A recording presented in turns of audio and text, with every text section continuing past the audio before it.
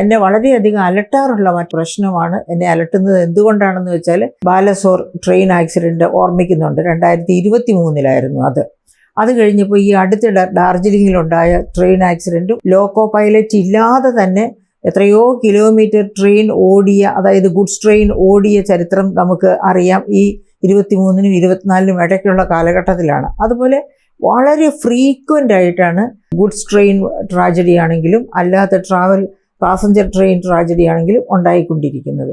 അപ്പോൾ ഇതിനൊക്കെ പരിഹാരം തീർച്ചയായിട്ടും കാണണം. ഇതിൻ്റെയൊക്കെ കാരണമായിട്ട് ഞാൻ കാണുന്നത് ഇപ്പോൾ, അതായത് ഈ ട്രാജഡികൾ ഇതൊക്കെ ഇത്രയധികം പെരുകാനുണ്ടായ പ്രധാനപ്പെട്ട കാരണമായിട്ട് ഇപ്പോൾ ഇന്ന് തന്നെ എല്ലാവരും ശ്രദ്ധിച്ചിട്ടുണ്ടാകും, റെയിൽവേ സ്റ്റേഷനിൽ സാധാരണക്കാർക്ക് ജനറൽ കമ്പാർട്ട്മെൻറ്റിലുള്ള തിക്കും തിരക്കും. എന്തുകൊണ്ടാണ് ജനറൽ കമ്പാർട്ട്മെൻറ്റിൽ ഇത്രയധികം തിക്കും തിരക്കും വരുന്നത്? കാരണം ട്രെയിൻ, അതായത് എല്ലാ സർക്കാരുകൾക്കും ജനങ്ങളെ എങ്ങനെ പിഴിയാം, അവരുടെ ക്ഷേമം ഉറപ്പുവരുത്തുക എന്നുള്ളത് ഒരു സർക്കാരിനും അജണ്ടയിലില്ല. എങ്ങനെ അവരെ പിഴിഞ്ഞെടുക്കാമെന്നുള്ളതാണ്. അപ്പോൾ എന്താ സംഭവിച്ചത്? ഇന്ത്യൻ റെയിൽവേയിൽ ഈ അടുത്ത കാലത്ത്, ഈ കഴിഞ്ഞ 10 വർഷം കൊണ്ട് സംഭവിച്ച മാറ്റം എന്താണെന്ന് വെച്ചാൽ, ജനറൽ കമ്പാർട്ട്മെൻറ്റുകളുടെ എണ്ണം കുറച്ച് AC സ്ലീപ്പർ കോച്ചുകളുടെ എണ്ണം വർദ്ധിപ്പിച്ചു. അപ്പോൾ എന്താണെന്ന് വെച്ചിട്ടുണ്ടെങ്കിൽ, ആവശ്യമുണ്ടവൻ AC-യിൽ യാത്ര ചെയ്യട്ടെ, അവന് സൗകര്യം ഉണ്ടാകട്ടെ എന്ന് വിചാരിച്ചിട്ടില്ല. സർക്കാരിലേക്ക് പണം പോരട്ടെ, അതായത് പ്രത്യേക സൗകര്യങ്ങളോ ഒന്നും ചെയ്യാതെ തന്നെയാണ് ജനറൽ കമ്പാർട്ട്മെൻറ്റ്, അതായത് അല്പസ്വല്പം മാറ്റങ്ങളൊക്കെ വരുത്തിക്കൊണ്ട് ജനറൽ കമ്പാർട്ട്മെൻറ്റിനെ AC കമ്പാർട്ട്മെൻറ്റാക്കി മാറ്റുന്നു, സ്ലീപ്പർ കോച്ചുകളാക്കി മാറ്റുന്നു. അങ്ങനെ മാറ്റി കഴിഞ്ഞിട്ട് വലിയ വർധനവാണ് അപ്പോഴേക്കും ടിക്കറ്റ് ഫെയറിൽ ഉണ്ടാകുന്നത്. അപ്പോൾ നിവൃത്തികെട്ട മനുഷ്യൻ എന്ത് ചെയ്യും? കാണം വിറ്റ് ഓണം ഉണ്ടെന്ന് നമ്മൾ പറയുന്നത് പോലെ തന്നെ എങ്ങനെയാണെങ്കിലും ഒരു ഇൻ്റർവ്യൂവിന് ഡൽഹി പോകണം അല്ലെങ്കിൽ ബോംബെ പോകണം. അപ്പോൾ പോകാതെ നിവൃത്തിയില്ല. അപ്പോൾ അത് കാരണം കിട്ടുന്ന ടിക്കറ്റ് ഏതോ അത് വാങ്ങിക്കും. അപ്പോൾ അവർക്ക് ജനറൽ കമ്പാർട്ട്മെൻറ്റിലെ ടിക്കറ്റ് മതി, പക്ഷെ അത് കിട്ടാനില്ല, അത് വളരെ കുറവാണ്. അപ്പോൾ എന്ത് ചെയ്യും? അവർ AC-യിലോ അല്ലെങ്കിൽ സ്ലീപ്പറിലോ കയറും. അപ്പോൾ വലിയ ഭീമമായ ചിലവാണ് അവർക്ക് വരുന്നത്. അങ്ങനെ മനഃപൂർവ്വമായിട്ട്, ഈ മനഃപൂർവ്വം എങ്ങനെ വന്നു എന്നും കൂടി ഞാൻ പറയാം. അതായത് Vivek Debroy committee, BJP government വന്നപ്പോൾ 2014 തന്നെ അപ്പോയിൻ്റ് ചെയ്ത ഒരു കമ്മിറ്റിയാണ് വിവേക് ദെബ്രോയ് കമ്മിറ്റി. ആ വിവേക് ദെബ്രോയ് ഇപ്പോഴും പ്രൈം മിനിസ്റ്റേഴ്സ് അഡ്വൈസറി ഗ്രൂപ്പിലുണ്ട്, അതിൻ്റെ തലപ്പത്തിരിക്കുകയാണ്.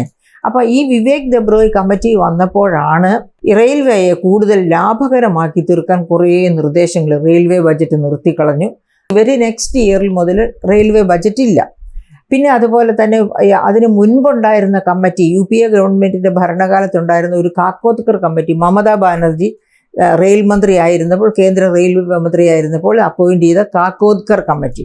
ആ കമ്മിറ്റി ആവശ്യപ്പെട്ടിരുന്ന ഒരുപാട് പരിഷ്കരണങ്ങളാണ് റെയിൽവേക്ക് വേണ്ടി കൊണ്ടുവരണമെന്ന് ആവശ്യപ്പെട്ടിരുന്നത്. കാരണം ഇന്ത്യൻ റെയിൽവേ എന്ന് പറയുന്നത് ഏഷ്യയിൽ ഏറ്റവും കൂടുതൽ തൊഴിൽ നൽകുന്ന പൊതുമേഖലാ സ്ഥാപനമാണ്. ആ പൊതുമേഖലാ സ്ഥാപനമാണ് ഇപ്പോൾ ഇങ്ങനെ കുത്തഴിഞ്ഞ് കിടക്കുന്നത്. അങ്ങനെ കുത്തഴിഞ്ഞ് കിടക്കുന്നു. അതിൻ്റെ ബജറ്റ് നിർത്തലാക്കിയെന്ന് മാത്രമല്ല, കാക്കോദ്കർ കമ്മിറ്റി പറഞ്ഞിരുന്നത് ഇൻ്റർനാഷണൽ തലത്തിലുള്ള സിഗ്നലിംഗ് സമ്പ്രദായം കൊണ്ടുവരണം, റെയിൽവേ ലൈനുകളുടെ വളവുകളൊക്കെ നിവർത്തണം, അങ്ങനെ ഒരുപാട് പരിഷ്കാരങ്ങൾ പറഞ്ഞിരുന്നു. ആ പരിഷ്കാരങ്ങൾക്ക് ഒന്നും പ്രാധാന്യം കൊടുക്കാതെയാണ് വിവേക് ദെബ്രോയ് കമ്മിറ്റി ഈ റെയിൽവേ ക്യാൻറ്റീൻ നിർത്തലാക്കുക, നല്ല ഒന്നാന്തരം ഭക്ഷണം റെയിൽവേ പാൻട്രി കാറിൽ നിന്ന് ഉണ്ടാക്കി നൽകിയിരുന്നത്, അതും മിതമായ വിലയ്ക്ക് നൽകിയിരുന്നത് ഇപ്പം കോൺട്രാക്റ്റ് ബേസിസിലാണ്. അതുകൊണ്ട് വലിയ രോഗങ്ങളും ഒക്കെ പിടിപെടുകയാണ്, വയറിളക്കവും ഛർദിയൊക്കെ പിടിപെടുകയാണ് യാത്ര ചെയ്യുന്നവർക്ക് റെയിൽവേയിൽ. അങ്ങനെ പുറത്തു നിന്നുള്ള ഫുഡ് കഴിക്കുന്നത്, അതും വലിയ ചിലവാണ്. അപ്പോൾ അങ്ങനെ എല്ലാ തരത്തിലും ജനങ്ങളെ പിഴിയുന്ന റെയിൽവേ സിസ്റ്റമായി ഇന്ത്യയുടെ റെയിൽവേ സിസ്റ്റം മാറി. അത് മാത്രവുമല്ല, ബാലസോർ അപകടം, 1295 പേരോ മറ്റും മരിച്ച ബാലസോർ അപകടം, അത് കഴിഞ്ഞാൽ ഇപ്പം തന്നെ ഈ അടുത്ത നാളിൽ ഡാർജിലിംഗ് അപകടം, അവിടെയും മരിച്ചു നൂറുകണക്കിന് ആളുകൾ, ഒരുപാട് പേർ അംഗവൈകല്യപ്പെട്ടവരുണ്ട്. അങ്ങനെയൊക്കെയുള്ള ഒരു കാലഘട്ടത്തിൽ റെയിൽവേയെ തള്ളിക്കൊണ്ടുപോയി എന്ന് മാത്രവുമല്ല, അതിനൊരു പ്രധാനപ്പെട്ട കാരണമുണ്ട്. ലോക്കോ പൈലറ്റുമാർ ഉറങ്ങിപ്പോകാൻ സാധ്യതയുണ്ട്. 16,000-ലധികം ലോക്കോ പൈലറ്റുമാരുടെ വേക്കൻസിയാണ് കിടക്കുന്നത് ഫില്ല് ചെയ്യാതെ. അതുപോലെ 3.5 ലക്ഷത്തോളം വേക്കൻസിയാണ് ആകെ റെയിൽവേയിൽ ഫില്ല് ചെയ്യാതെ കിടക്കുന്നത്. അതേസമയത്ത് അൺഎംപ്ലോയ്മെൻറ്റ് കൊണ്ട് പൊറുതി മുട്ടുകയാണ് ഇന്ത്യയിലെ സാധാരണക്കാരായ ജനങ്ങൾ, തൊഴിലില്ലായ്മ കൊണ്ട്. അങ്ങനെ തൊഴിലില്ലായ്മ നിൽക്കുമ്പോഴാണ് റെയിൽവേയിലെ ഈ വേക്കൻസീസ് ഒന്നും ഫില്ല് ചെയ്യാത്തത്. അവരെല്ലാം ഓവർ വർക്ക് ചെയ്യുകയാണ്. അങ്ങനെ ഓവർ വർക്ക് ചെയ്യുന്നു എന്നതുകൊണ്ട് തന്നെ ഉറങ്ങിപ്പോകുന്നു, അല്ലെങ്കിൽ അവൻ്റെ കാര്യക്ഷമത കുറയുന്നു. ഓവർ വർക്ക് ചെയ്യുമ്പോൾ തീർച്ചയായിട്ടും കാര്യക്ഷമത കുറയും. ഇതൊക്കെയാണ് കാരണങ്ങൾ. അപ്പം ഇതിന് ഒരു പരിഹാരം കാണാനായിട്ട് റെയിൽവേയുടെ എല്ലാ പ്രശ്നങ്ങൾക്കും പരിഹാരം കാണണം. വേക്കൻസീസൊക്കെ ഫില്ല് ചെയ്യാനുള്ള നയപരിപാടികൾ കൊണ്ടുവരണം. അതുപോലെ കേരളത്തിലേക്ക് കൂടുതൽ ജനറൽ കോച്ചുകൾ അനുവദിക്കണം. കൂടുതൽ ട്രെയിനുകൾ വരണം. കൂടുതൽ ജനറൽ കോച്ചുകൾ അനുവദിക്കുകയും ചെയ്യണം. കാരണം ഇവിടെ സാധാരണക്കാർ അങ്ങോട്ടും ഇങ്ങോട്ടും എല്ലാ ദിവസവും കമ്മ്യൂട്ട് ചെയ്യുന്ന ധാരാളം യാത്രക്കാരുള്ള ഒരു സംസ്ഥാനമാണ് കേരളം. അത് മാത്രമല്ല, റെയിൽവേ കേരളത്തെ അവഗണിക്കേണ്ട ഒരു കാര്യമല്ല. കേരളീയൻ ഇന്ത്യയുടെ എല്ലാ ഭാഗത്തുമുണ്ട്. റെയിൽവേക്ക് ഏറ്റവും അധികം പണം ടിക്കറ്റ് വഴിയായിട്ട് കൊടുക്കുന്ന ഒരു സംസ്ഥാനം, കള്ളയാത്ര ചെയ്യാത്ത ഒരു സംസ്ഥാനമാണ് കേരളം. അതേസമയത്ത് നമുക്കറിയാം, ഇവിടെ യാത്ര പിടിക്കുന്നതൊക്കെ തന്നെ നോർത്തിൽ നിന്ന് വരുന്നവരാണ്. മലയാളികളെ അല്ല കള്ളയാത്രയ്ക്ക് പിടിക്കുന്നത്. അപ്പോൾ അങ്ങനെ നോക്കുമ്പോൾ റെയിൽവേക്ക് നല്ല രീതിയിൽ റവന്യൂ കൊടുക്കുന്ന ഒരു സംസ്ഥാനം കൂടിയാണ് കേരളം. അപ്പോൾ കേരളത്തിന് തീർച്ചയായിട്ടും ഉയർന്ന പരിഗണന കിട്ടണം. ജനറൽ ബജറ്റിൽ റെയിൽവേക്ക് പ്രാധാന്യം കൊടുക്കണം.